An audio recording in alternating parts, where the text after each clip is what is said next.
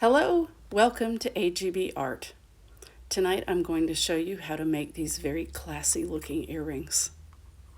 These are made from washi tape with some custom bead detail. If you enjoy the video, please press the thumbs up and consider subscribing to my channel. Here are the materials that you need. You need some sort of wooden shape. I bought these at the dollar store. You can also buy wooden shapes from Amazon. I'm going to be using the squares. You will also need some white glue, and because I already have Aleene's on hand, this is the type of glue that I use. I'm using Q-tips to apply the glue, and you will need either a file or some sandpaper. Next, you'll need some washi tape. I bought this packet at Michael's, but you can order it just about anywhere. And I'm just showing you here that within the roll there are varying shades of different colors. In order to get that super shine, I used UV Resin. This is the brand that I use. I don't have a lot of trouble with bubbles, but there are some safety measures that you need to take. You need to use the resin in a well-ventilated area using a face mask that is quality. You do not want to inhale these fumes. You also need an LED light, a UV light, in order to cure the resin. And you'll need silicone pads to put the earrings on. These are hot pads from my local hardware store that I cut up. They are made out of silicone. That's what you need. Also, toothpicks to spread the resin, and a lighter. I love this lighter that I got from the Dollar General. It's really good. It has a lot of oomph to it. And lastly, you'll need scissors. For the first step, you're going to take your wooden piece, whether it's a square, circle, whatever, and you're going to lightly sand it. I like to use a nail file, but you can use sandpaper.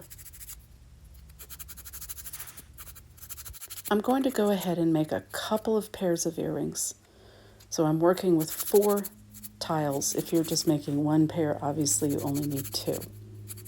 Once you finish sanding it, you want to take a slightly damp cloth, not wet, and just wipe off any of the debris that might come up from sanding.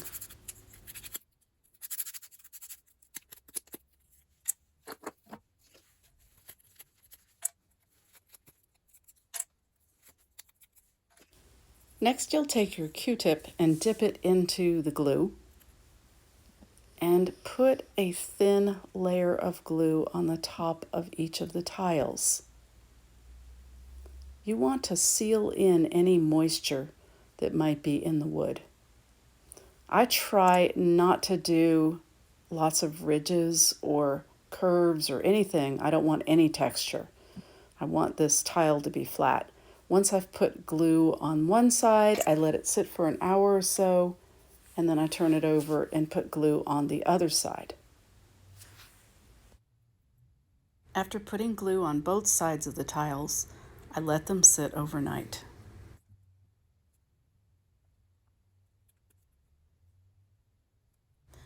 The next day, I picked each individual tile up and gave them a close look. On a couple of the sides, it looked as if the glue did not even go to the edge. And it's important that you seal the edges. On other tiles, there were raised pieces, lumps maybe? Those need to be sanded down. And then on this tile, it looked like there wasn't even any glue on that side. I'm going to use my nail file to sand down some of those bumpy pieces, and I'll do that off camera. I've decided to go ahead and put another layer of the glue using Aleene's tacky glue, and I start off doing that with a Q-tip. Then I think, no, not a good idea, because I'll get raised edges again. So I'm using my finger and I'm making sure to spread the glue out evenly and make sure I get all the edges too. I'm going to let the tiles sit for an hour or so, turn them over and do the same thing on the other side.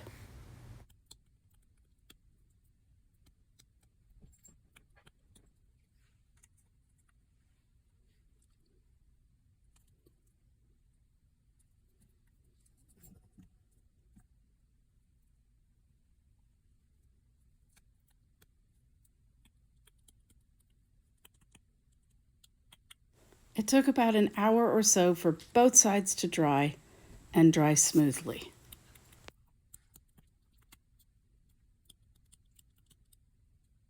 The tiles came out really well.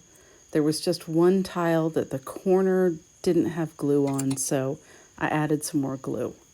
I've decided to use this roll of tape, and I've already cut a few pieces just for time's sake.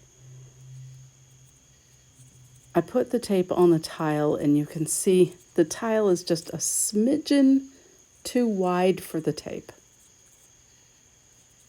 But that's okay, because I always layer the tape a little bit. Not too much, just maybe 2 layers. When I put the tape on, I'm super careful to burnish it. I use my thumbs and fingers. Once I cut off the excess tape, I'm still rubbing down on the top of the tile, making sure that it's sticking very well.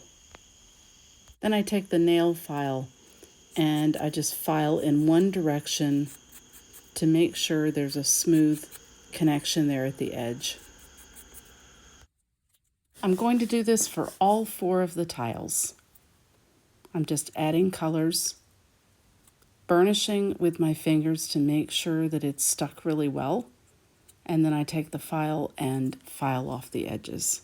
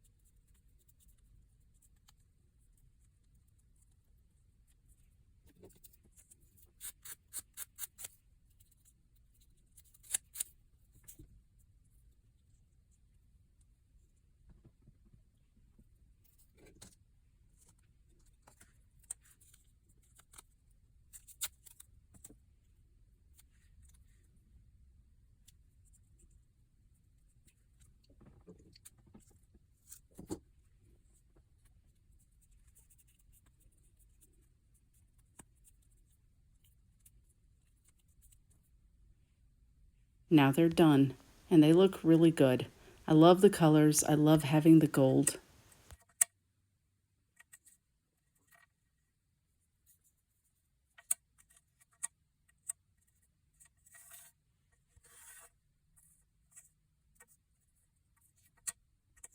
The tiles look really good, and I'm pleased with them. The next step that we're going to do is the resin, and you'll need toothpicks, a lighter, a silicone mat, and the UV resin. Now this part can be a little tricky. I put about a dime size puddle of resin on each tile, and then I'm using the toothpick to spread the resin. You want to get it to the edge of the tile, but you don't want to go over.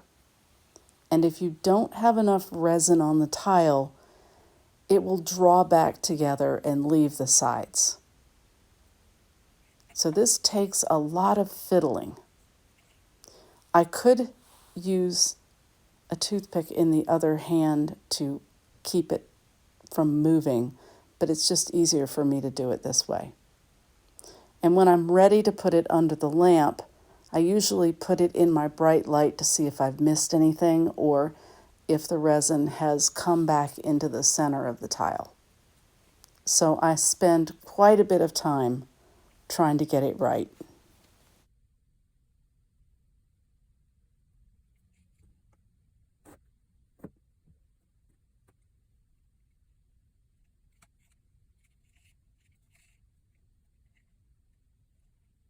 Once I get the resin covered on the tile, I take the lighter and just really quickly go over the top of each tile. That's to pop any air bubbles.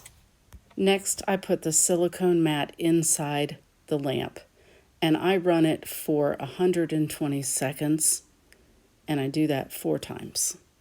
The first tile looks perfect. This is how it should look coming out. The second one, what a hot mess. And we will go over that one in a few minutes. The top ones had too much resin on them, so they drooled over the side. And those are real easy fixes. All I do is pop those little pieces off.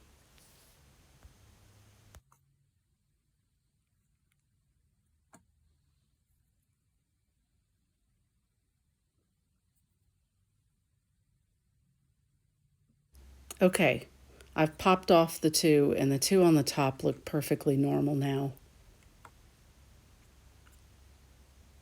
The one on the lower right, oy vey, it's bad. It's really not cured, so it's sticky. And look at that. The edge is coming up. Normally you could take a toothpick with glue and just put some glue down there and glue it back.